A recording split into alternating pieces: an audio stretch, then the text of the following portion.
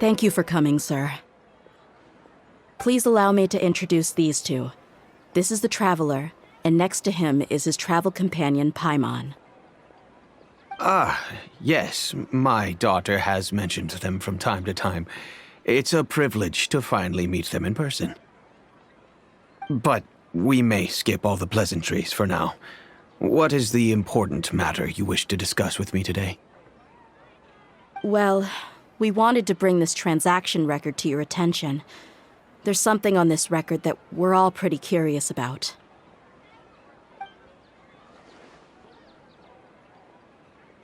So, that's what you found? Huh. Seems like I can't keep everything from you much longer. If you wouldn't mind, we'd like an explanation. Well, it's a long and difficult story. And to be perfectly honest, I'm not sure if I'm doing the right thing. What I do know, though, Dia, is that the truth will bring you no solace. If anything, it will likely cause you a great amount of anguish. Wait, me? Yes, I understand perfectly why you came to see me, and I am touched by your collective commitment to do the right thing. But knowledge always comes at a price, and sometimes, as they say, ignorance is bliss. Your father, Kusela, and I both believed that. Of course, you have the right to seek and learn the truth, but I must warn you. The facts of this matter may reduce everything you've built for yourself into sand, blowing in the wind. If you must proceed, then Kusela's heartfelt efforts will also fade into the wind like a fleeting mirage. His heartfelt efforts? I'm sorry, sir, but I'm not sure I follow. I've made it this far in life without a single drop of my father's support. I have my own ideals and ways of looking at the world, as well as people and causes that I've chosen to cherish and fight for. None of these things have anything to do with him. I came here today to support you as the head of the Homayani family. No warning will change my stance on that. I understand. Then let me tell you a little story. Our family once needed to take a trip to the desert when Dunyarzad was just a baby. Along the way, we were attacked by bandits. They had superior numbers and quickly overpowered our bodyguards. When all seemed lost, a group of passerby Eremites lent us their support. Those Eremites were Kusela's brigade, Dekan al-Ahmar. Kusela's men told me that the attackers were Eremite mercenaries, just like themselves. I was shocked. Why would Dekan al-Ahmar go so far to save us and not spare the fellow Eremites? Kusela was grinning and walked over to play with baby Dunyarzad. She was startled by his unfamiliar face and nearly started crying. Really? I never knew.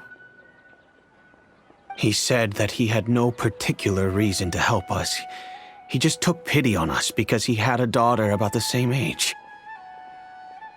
We started talking about our children, and I sensed that he was a devoted father. To repay his kindness, I hired his brigade to help out at our estate for a time and offered everyone generous remuneration. So, that's what happened.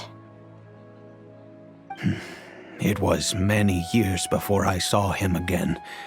I almost didn't recognize him the next time he came knocking on my door. The man I knew to be strong and healthy had been reduced to a shell of himself. He couldn't even walk anymore without his cane. So, what happened to him? He was perfectly fine when I left the brigade. I'm not too sure myself. The only thing that didn't change was his cheery disposition. He said there was absolutely nothing to worry about and that he had gotten into a fight. That was all. He then suddenly asked me if Dunyarzad, now that she had grown, would need a bodyguard of her own. At the time, Dunyarzad was going through a particularly severe bout of her Elazar. There was no need for her to have a bodyguard when she could barely leave the house. But he kept coming back to the topic. Come on, it never hurts to be safe. How do you know a bodyguard won't come in handy one day? I was completely lost at first, until he recommended the Blazing Beasts, and in particular, a mercenary named Dia. So he was the one who recommended Dia to you. Indeed. He didn't say it out loud, but it was clear that he saw Deshret's relics as an evil group who would eventually corrupt every member in their ranks. He was already beyond redemption, but he hoped that he would be able to detach his daughter from the vicious world of mercenary life. If Dia could stay in my house and keep working as a bodyguard, then gradually her affinity for the desert would decrease, and she'd be able to leave her previous life behind. And that's why you offered her such generous compensation? Yes, but not just because of that. From the moment that he asked me for that favor, I also began to see Dia as my own daughter. And that's also why I tried to persuade you to stay when you asked for permission to leave. I was willing to spend however much it took. Kusela saved my daughter and I all those years ago in the desert. I could never refuse him entrusting his daughter to me. He was always like that, acting like he's oh so smart and self-righteous. Kusela said that he'd reimburse me for a portion of Dia's fees. I refused to take any Mora from him, but he'd always send me funds anyway. Eventually, I just accepted them as a token of his gratitude. And that went on for a while until I received another letter from him a few years ago. The letter contained a request to help him buy food, weapons, medicine, and even explosive materials. Wait! Isn't that around the time that Dekan al-Ahmar started becoming more aggressive? That's right. When I started to hear some nasty rumors, I became wary. I wanted to meet him face to face to discuss things. But by then, he was no longer receptive to my requests to talk. If I had to guess, it's probably because he doesn't want to put Dia at risk. That thought occurred to me as well. I figured that he probably came to me for help because he had nobody else to turn to. After some deliberation, I decided to send him some food and medicine. I turned down all his requests for explosives and weaponry. I am aware that even such a reduced gesture of support could lead to others coming to harm, but I could not simply reject his plea for help. In the end, it probably was the wrong decision. I plugged my ears to the rumors and just chose a solution that made me feel least guilty about myself. If you can, please tell me where he is now. None of the things he's doing right now make any sense if he's just trying to keep me from getting tangled up in his world. If all he wants to do is steer clear of me, then maybe he shouldn't have brought me into this world in the first place. Oh no.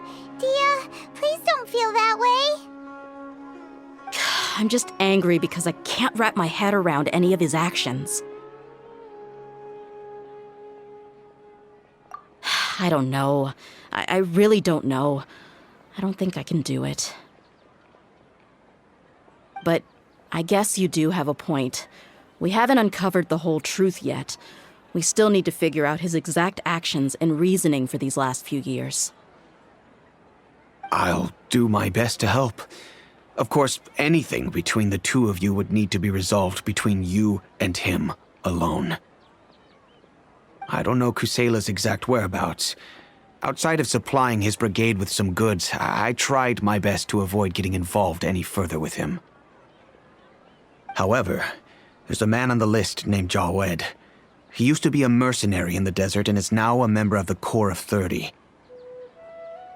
He's responsible for supplying weapons and liaising with the Dakan al-Akhmar's merchant caravan.